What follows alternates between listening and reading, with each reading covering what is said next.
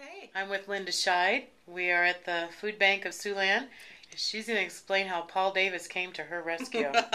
Well, we discovered that one of the challenges of an older building can be sometimes you have, in our case, we had walls that were not even functional for us, but we had some mold.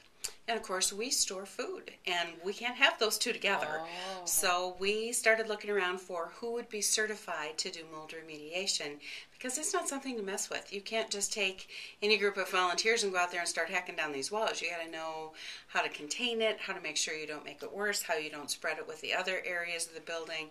So it had to be handled pretty delicately, very carefully, with some expertise. And we felt really good about getting it done and know that our facility is safe.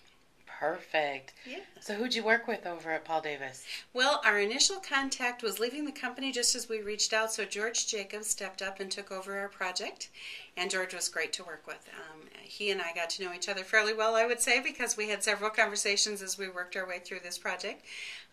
Jared DeGeorgia took over as kind of the on-site person, so he would be here practically daily, working with these different crews that did the actual work.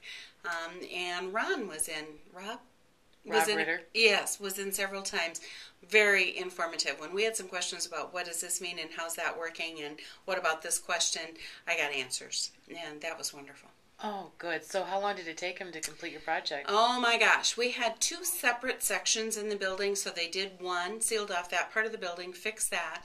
And then when that was done, we had a few days where they weren't here so we could move product around and give them access to another part of the building. By the time we were all done, from start to finish, I'm sure it was somewhere close to 6 weeks. Oh my So it was gosh. huge. It was huge. Big project. Absolutely. So at the conclusion, you now live mold-free. We live mold-free. We're very pleased about that. You know, we had a company come in and assess the situation first, and they did testings and readings all over the building.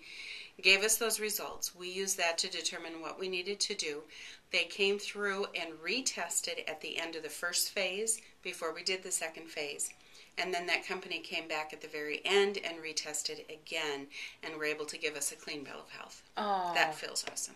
perfect. You did Yes. good, Linda. Thank you. And Paul Davis thanks you. Yeah, thank you. All right. Well, if there's any time that you ever need help again, let us be the ones that show up and clean up. You bet. Okay. Thanks. Thank you.